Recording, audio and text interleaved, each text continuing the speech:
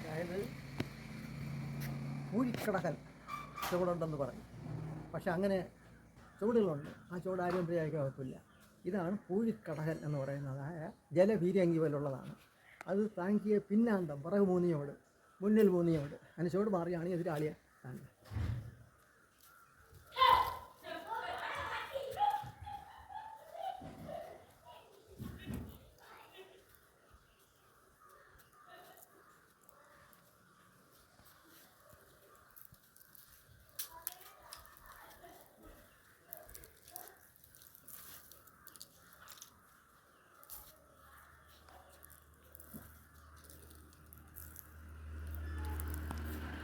അതായത് ഇതിൻ്റെ സത്യം എന്തെന്ന് പറഞ്ഞാൽ ഇതിൽ 2-3 സാധനങ്ങളുണ്ട്. അതിനെ ചേർത്ത് അതിനെ മിക്സ് ചെയ്യും. വെണ്ണിയൂർ മണൽ എന്നാണ് പറയുന്നത്.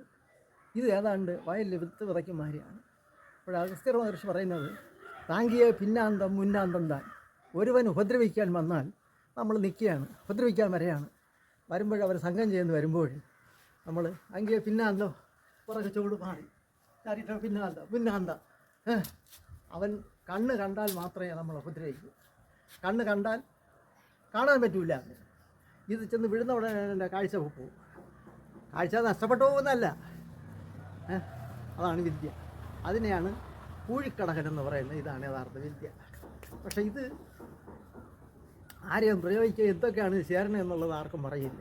അത് നമ്മുടെ ജീവിതകാലം ആരെങ്കിലുമൊക്കെ പഠിപ്പിക്കുമ്പോഴും ഒരുവനോ 2 പേർക്കോ അങ്ങനെ ഉള്ള ഒരു സ്റ്റേജിൽ ചെന്ന് എത്തുന്നവർക്ക് മാത്രമേ പറഞ്ഞു കൊടുക്കൂ.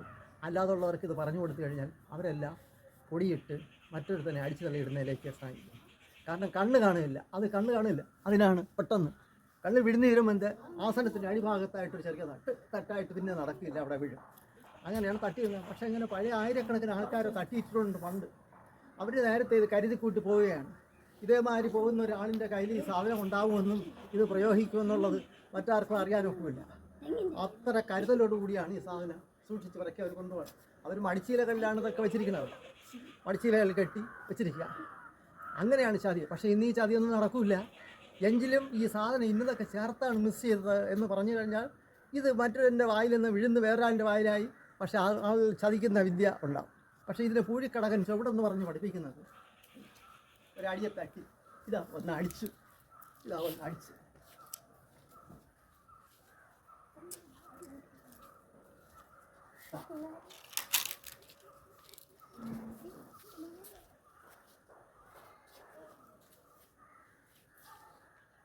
ഇതൊന്നും നടക്കുന്ന കാര്യമല്ല. അവിടെ ഒന്നും മണ്ണ് കാണുമില്ല. എതിരാളി ബലവാനാണ്. ഒരുവൻ്റെ കൈ പോലും പിടിക്കാൻ സാധിക്കില്ല. അതുകൊണ്ട് ഒരാളിനെ അടിക്കാമെന്നും തള്ളിയിടാമെന്നും ഉള്ള വ്യാമോഹത്താൽ ആശാമാരി വിദ്യ പറഞ്ഞു കൊടുക്കണമെങ്കിൽ ഇതും പൂഴിക്കടകനാണ്. ചൂട് പെട്ടെന്ന് മറുകാൽ. അപ്പോൾ ഇതിൽ ഒരു 7-8 രീതിയിൽ ഇതിൽ ചുവടുണ്ട്. പൂഴിക്കടകൻ ചുവടെന്ന് പറഞ്ഞിട്ട്.